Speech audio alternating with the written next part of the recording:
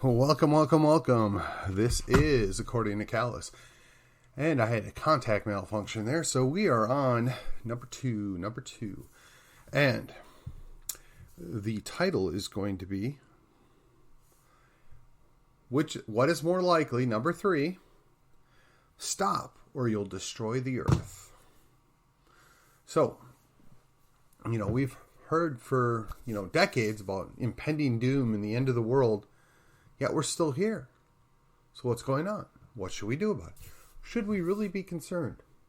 What are some other considerations we could be having? Check it out on the podcast. Come and join me. I'll be there. See ya. Okay, so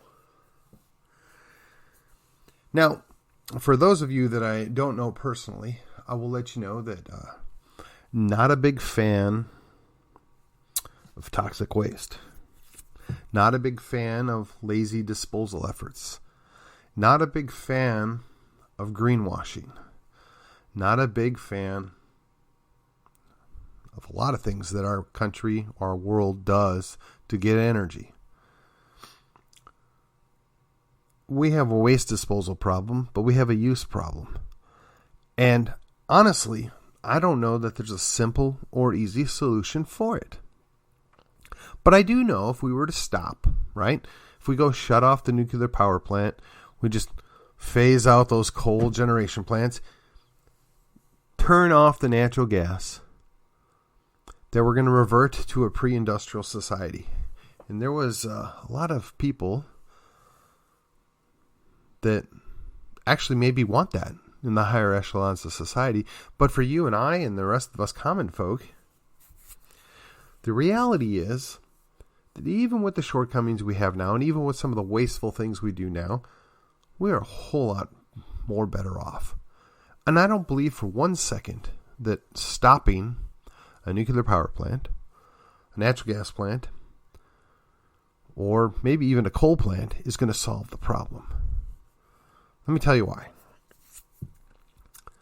There's these things called volcanoes. There's this thing called the sun. All of which do more to change and alter what's happening on the earth than everything the humans do. So even if we were to take everything we as humans do, and I'm not talking about just stupid things like, touching off a couple nuclear explosions or anything. I'm just talking about normal day-to-day use of energy plants, normal use of everything that we currently do. If we just take those couple minor changes that, we've always been hearing about but are never fully implemented, we could fix the vast majority of the problem. So, again, I don't think we're going to destroy the earth. Now, one of the other podcasts that I talk about, the man that runs that podcast is originally from Pennsylvania. And he talks about seeing the tops of mountains lopped off so that they can harvest coal. And then that coal, the way it's separated, basically destroys streams. He talks about how they, there's stories about clear-cutting forests and drying up riverbeds. Okay, so all that's true. I think that you'd have to be ignorant to deny those things, right? And especially when you've got first-hand observation of it. But the reality is we really don't do that anymore. Most of that is stopped. Now, we may occasionally clear cut a section of timber, but that timber was planted. And a specific timber was planted for a specific period of time. The wholesale logging of the continent is largely done. In fact, we plant a large number of trees every year. We do a lot of things to remediate bad behavior, particularly of the past, before we really understood what it was we were doing. So again, I ask you, do we need to stop everything?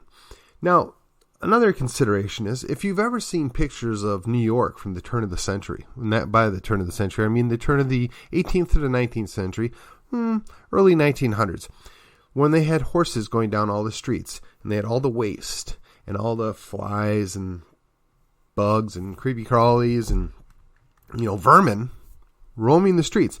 Now, I imagine New York has plenty of vermin in the city still, and I'm not just talking about the elected politicians. I'm talking about the four-legged kind with tails. And I think that in some ways that's better than what it once was, but there's just a lot of people there. There's a lot of waste there. You can't possibly deal with it all in an effective way.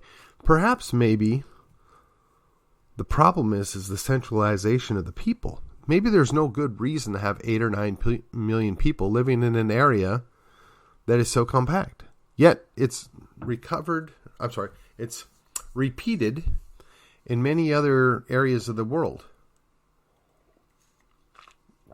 Now, I know it looks good, right? You have this super populous city of a ton of people. You can build all these creative things. And it's kind of like a jewel, if you will, if you're in the government or even certain echelons of private ownership. But the reality is, are people designed to live in that kind of situation? I have my doubts. I really don't think that's the best solution there. So we have various people travel around the world. John Kerry, Al Gore, various actors, some with a little credibility, most with none whatsoever, telling us how we need to give up this or we need to give up that. And now the latest thing from Bill Gates is, well, we shouldn't eat meat. Well, I happen to, I don't want to say no, but I've read and have information that suggests that if it's done properly, there's this thing called Silvopastor, I think I'm pronouncing that correctly, which is promulgated by several noteworthy people, and they are very concerned about regenerative agriculture, and they really have the proof in the pudding that that stuff works better with animals and properly managed animals, which kind of goes right in line with, teaching out of Genesis, right?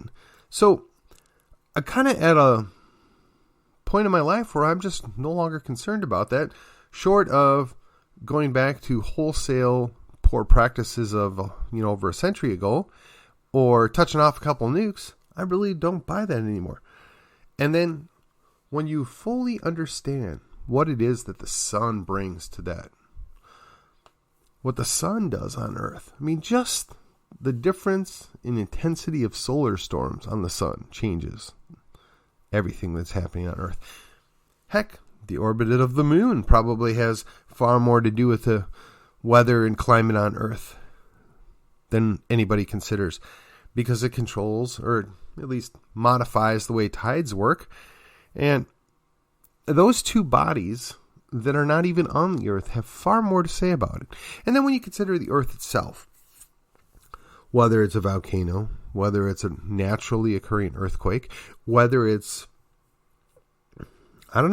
just the normal activities on Earth, that's far more change than anything that we as men have been able to do.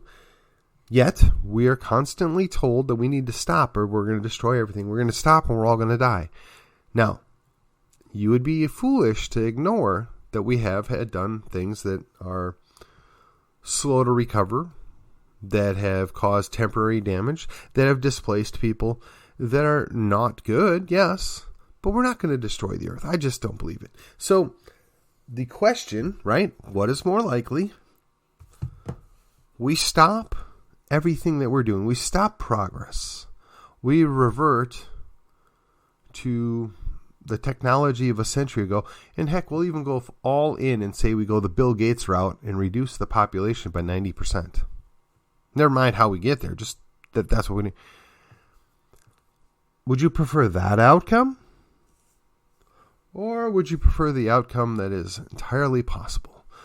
That as we embrace new techniques, what I would even call relearned ancient wisdom, as we embrace that, as we roll that out on a larger scale, as people decentralize their operations, as we minimize these multi-million dollar or multi-million people cities, I don't know why I have dollars on the brain, but maybe that's because it's the motivation behind some of the things that are going on. But if we were to, spread people out, put them into smaller communities, and have a little more interdependency, a little more cohesion, a little more cooperation on how things are done, might we perhaps have an improved situation?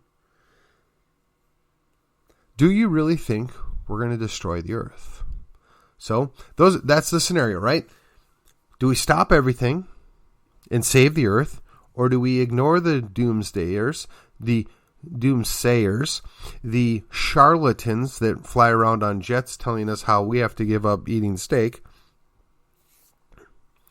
Or do we follow good practices, the return to some of those ancient wisdoms, the good stewardship that is readily apparent and taught by a good number of people? So again, I say, this is my opinion. This is what I'm thinking I want to lay out as the argument. So you can take one or the other and make an argument. Post it in the comments. Visit the podcast. Put it on there. This is supposed to be interactive. This is something a little bit different that I'm going to try for the rest of this week just to see how that works out. Now, keep in mind, just because I don't respond doesn't mean I don't care or I don't see it. It just means I'm going to be busy doing some other things this next week. And I very much would like to see what the audience thinks about these things. And the things that I read and see will help me spur to some other ideas. I mean, heck, the local elections are going to be over after next week, and we're going to have plenty of other things that I can add to the topic repertoire.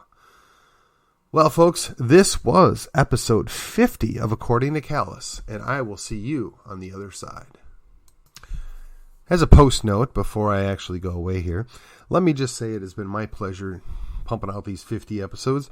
I hope that they have been at least somewhat enlightening, certainly inspiring, maybe a little educational or entertainment value for you. Yes, I know a lot of these episodes are McKinney-centric, Collin County-centric, and specifically Texas. But that's where I live. That's where I'm involved. And that doesn't mean that you can't do the same things in the city that you're in or the town that you're in. And it doesn't mean that all of these ideas can't be applied in different places at different times. I would very much appreciate your feedback. I can see that I am growing. I'm growing slowly. That doesn't bother me in the least. That's the way it happens if you do something organically. I don't have a lot of money that I'm going to be investing in doing this. I'm hoping at some point that my audience will reward me for my efforts, and that we will grow, and that we can spread the conversation. And as time goes on, I may twist and tweak things just a little bit just to encourage interaction. And I'm looking forward to building out this platform that I'm working on so that we can sponsor some debates or some roundtable discussions and get better interaction from my own community, my own state. And I would encourage you, feel free to copy what I'm doing. Feel free to take what I'm doing. Say that I like this part, but I hate this part. Do your own thing. The only way that we can fix or improve things in the world we live in the city that we reside in, is by being involved and being active in what is going on around us. With that, I say good night and thank you.